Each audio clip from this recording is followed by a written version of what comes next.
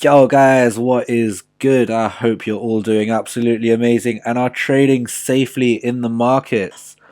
It's your boy VGOK here, and today's video is actually going to be slightly different to what you've been used to seeing on my channel before.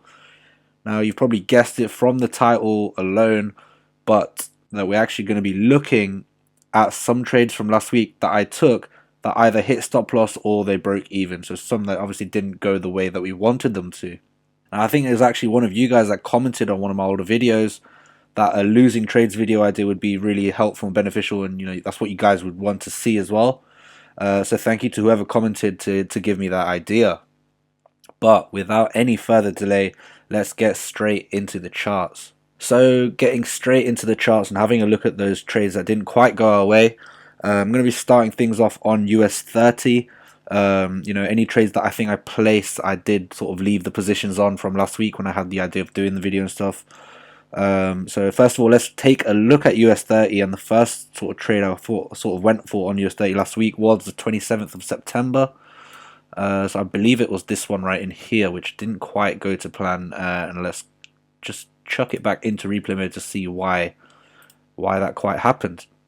So going down into the 1 minute time frame, it was a simple case of just not hitting my entry really. So even if we look at it on the 5 minute, I think the main point of interest which I had for this trade idea was the 5 minute time frame. Looking to get entries in at that imbalance fill. It's that last sell to buy region. You've got the rally, the base within the wicks, and then the rally up where it continues on. It's around that 2 to 2:30 time zone.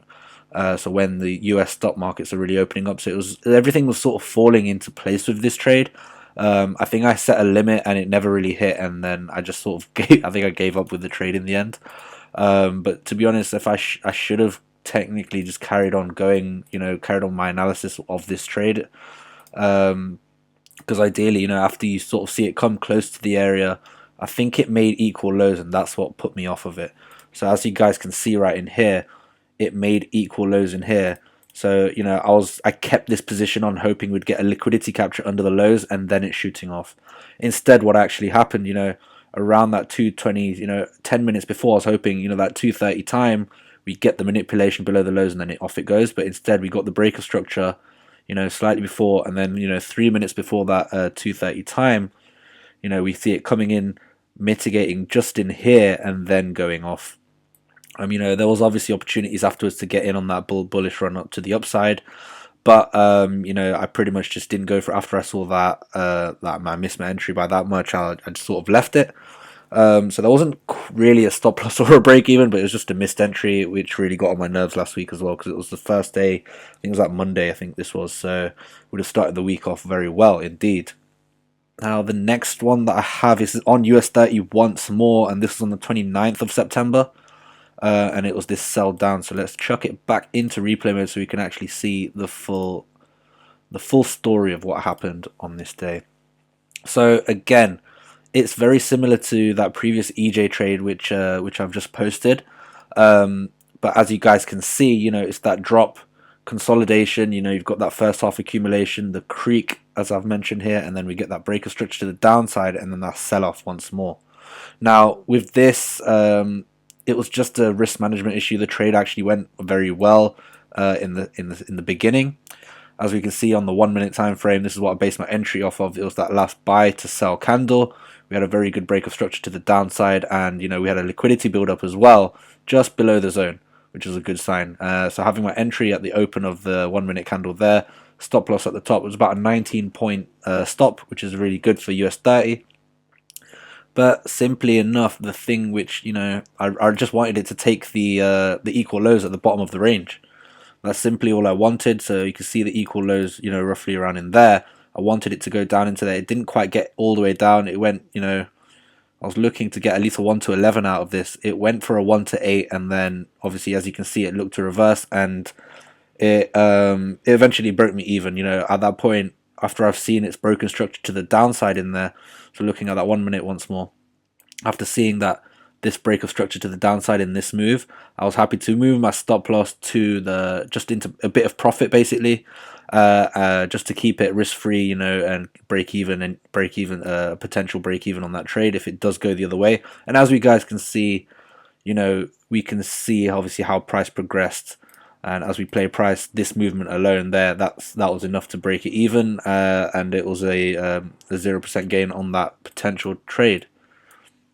And the final US 30 example which I have for you guys is actually on the 1st of October. So let's have a quick look at what trade I was looking at over there. And I think, yeah, this one did end up in the stop loss as well, where the stops were hit. So here is that trade that I was looking at, and let's chuck it into replay mode so we can see what really went wrong in this scenario. So on the 1st of October, going down less into the 1 minute. Okay, yeah, so I remember this this trade now very well. I think it was just a total disregard for higher time frame, sort of higher time frame just analysis really. I think sometimes I have this bad habit of just analyzing too much on the shorter time frames, and I'm sort of missing the bigger picture sometimes, which is what leads to these break evens or losses, because I'm not going in the major direction that the market is going to be going in.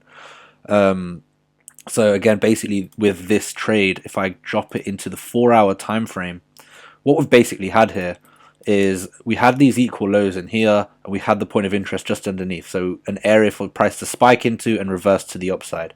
Because as we can see on US 30 before, we had this liquidity capture below these lows in here, and then a further move to the upside, breaking all-time highs at this point in here, and it's also left liquidity, you know, equal lows, so you know we can look to target those zones very nicely and very well. Now the week before, obviously we get price coming down lower into that zone, and then it's reversing to the upside. So at this point I'm thinking, okay, great, it's bullish. You know, when it got down to this area, I didn't really put it past, I didn't really think of it in the sense of, okay, this could be just a liquidity buildup and we get another liquidity capture and then a further move up. And obviously that's what's happened here. You know, in my eyes, I was looking at this, okay, if it failed to, you know, basically move higher from this zone, obviously it did move higher, but it didn't, you know, continue higher. It did, you know, obviously turn around, and we got that bearish order flow, that bearish price action, which we've seen right here. You know, we didn't exactly get that, so I was thinking bearish at the time, in all honesty. And then again, just looking back at the price action at the time of entry, we had a very nice 1 minute drop, base drop, that takes out the previous demand right in here. So that was a very strong area for me. It looked really good. We got a reaction into there. You know, we got price moving up to this point, and then it broke lower. So it's created some liquidity just below our zone, which is perfect. We got a spike into our zone and then a break of structure, even better. And that was enough for me to go for that entry based off of this last buy to sell candle, basically. So entry at the open of that last buy to sell candle in here.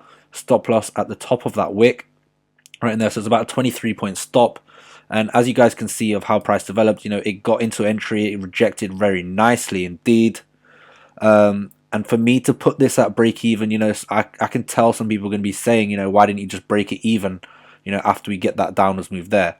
For me, I really wanted to see it break this low in here. That way, you know, it's confirmed to be bearish. And then, you know, it really will be invalidated if it does go higher.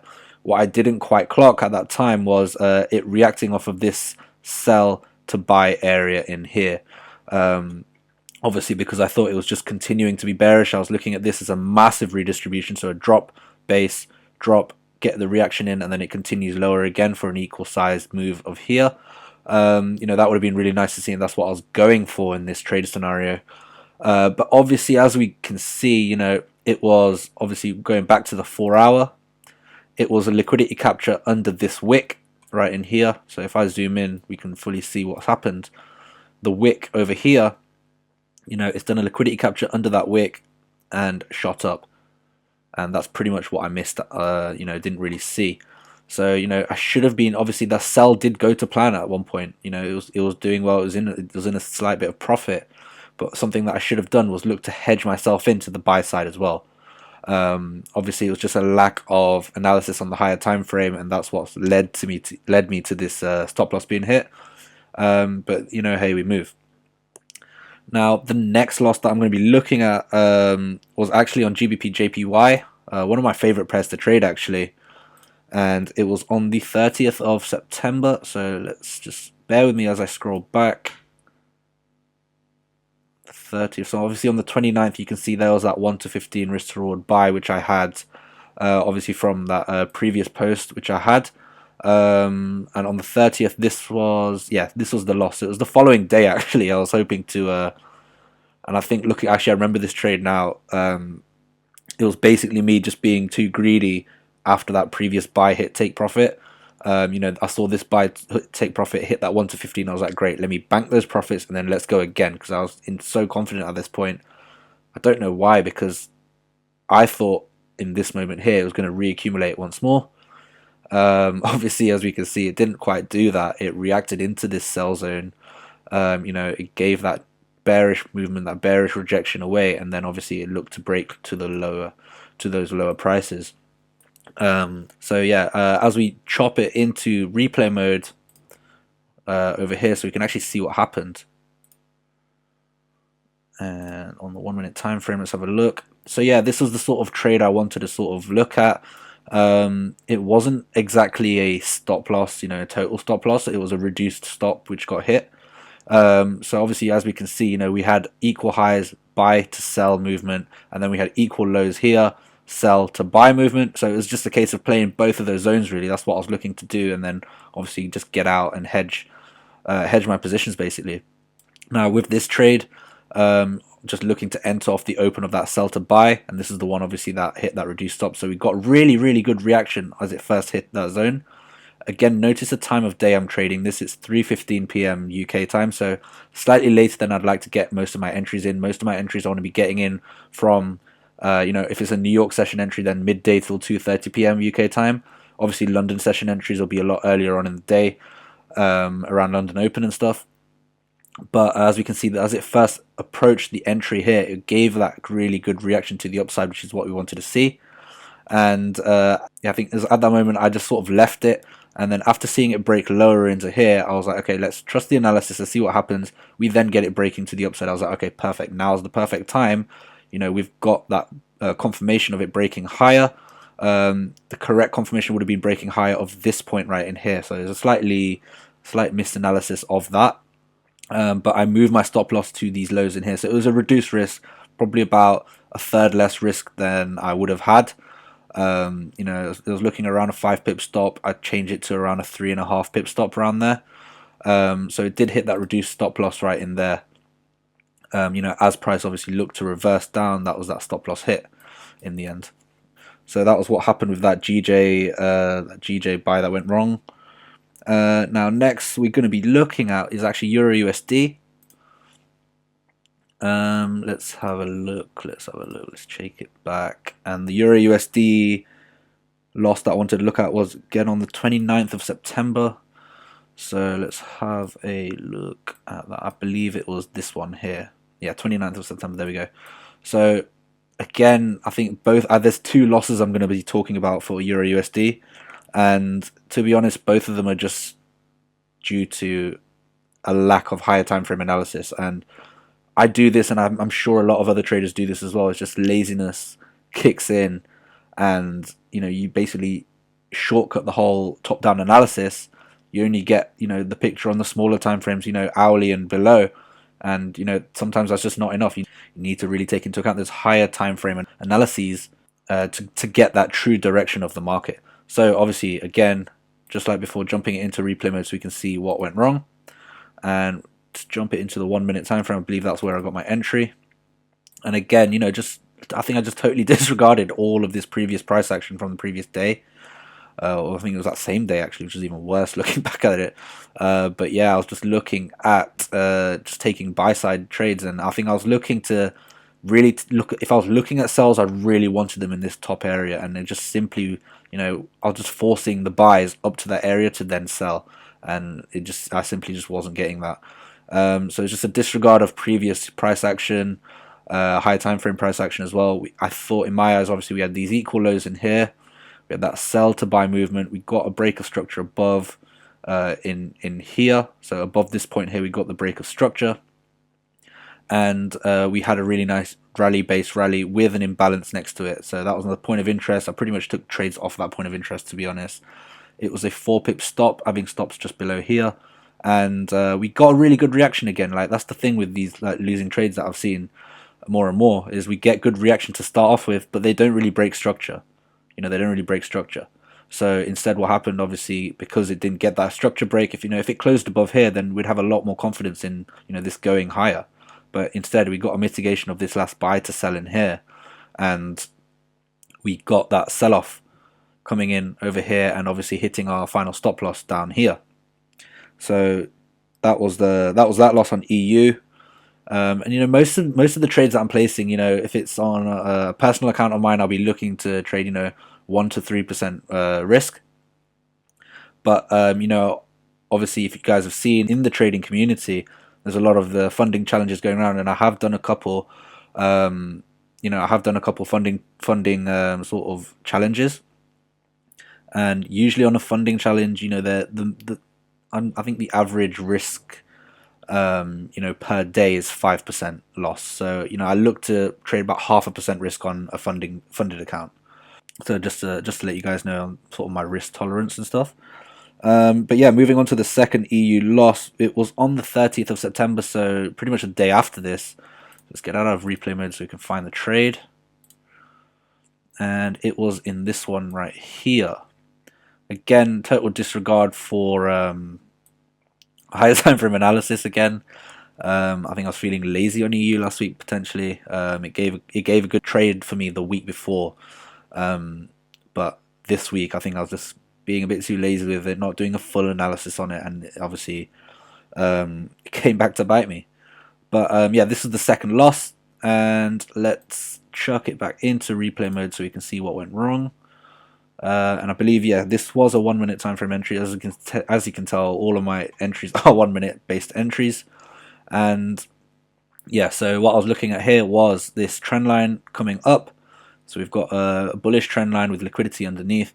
We've got this sell before buy action. It did react into this higher supply zone, but I just wasn't quite feeling it.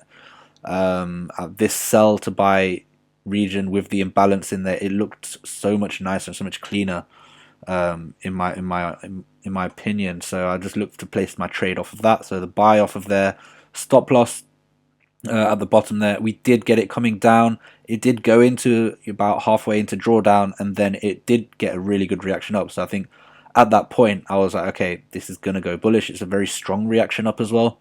But of course, I didn't really move my stop loss either after that move. It didn't really break significant structure. The significant structure to be broken would have been up here. If it broke above there, then I would have moved it to risk-free or reduced risk in this scenario.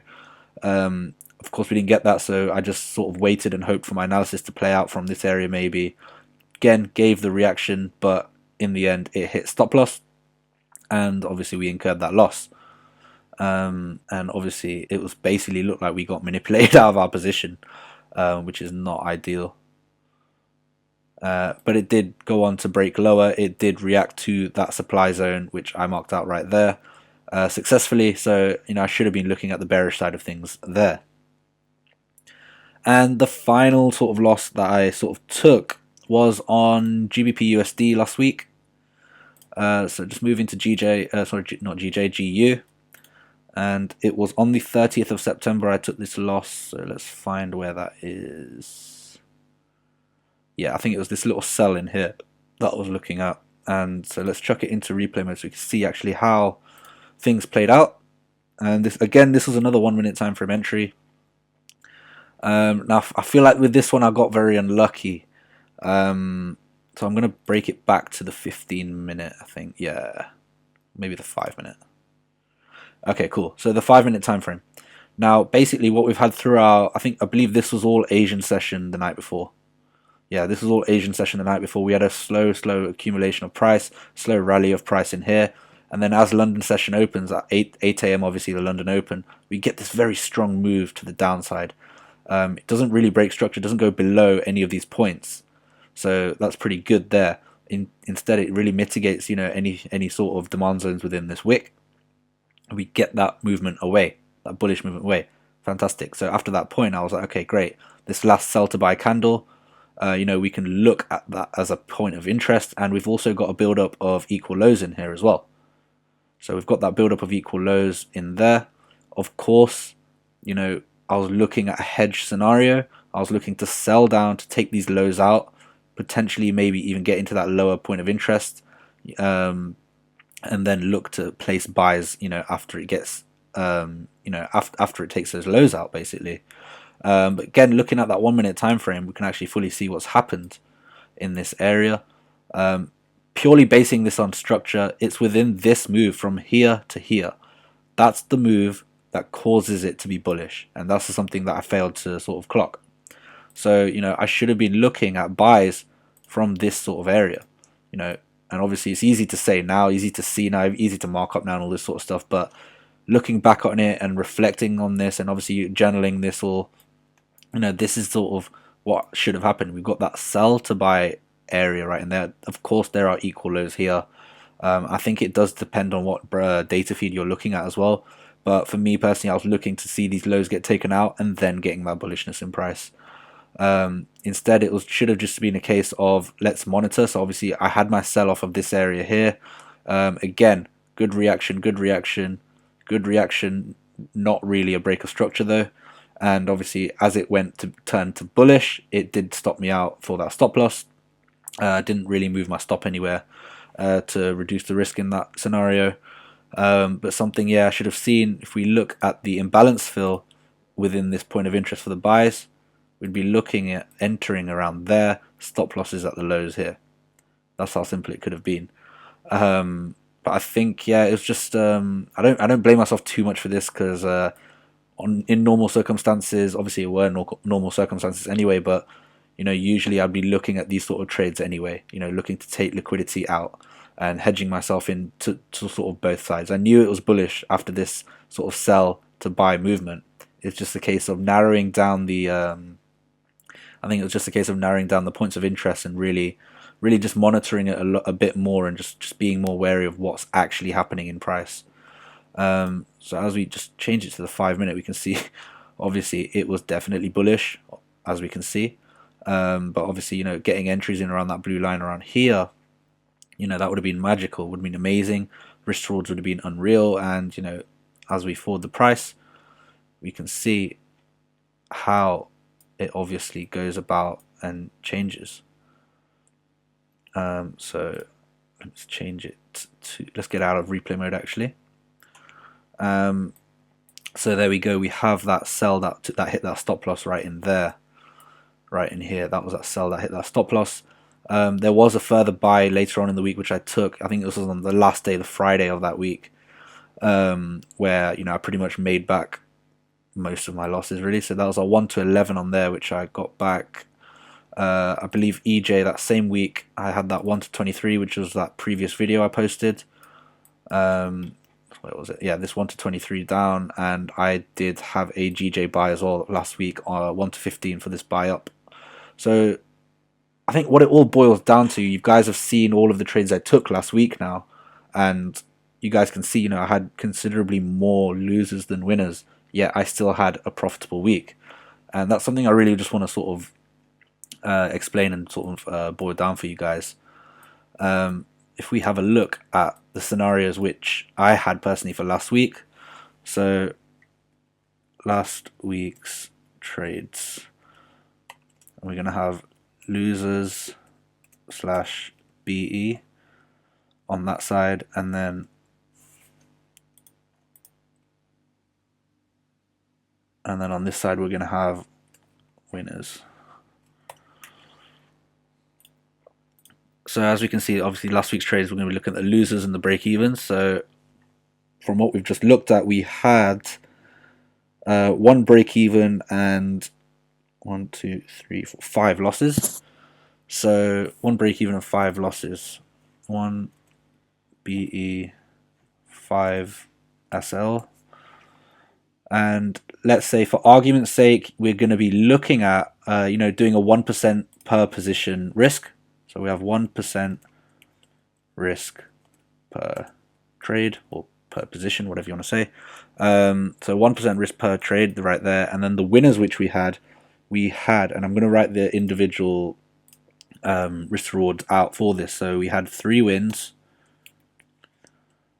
and there was a 1 to 15 on that GJ, there was a 1 to 23 on the EJ sell, and that 1 to 11 to end the week on GU. So we have 3 wins right there, and say we risk 1%. So on the loser side, we're going to be having, you know, basically minus 5% for the 5 losses. So we'll have minus 5% for those losses, and then 1 break even. So obviously break even's plus 0. So we don't need to add that on.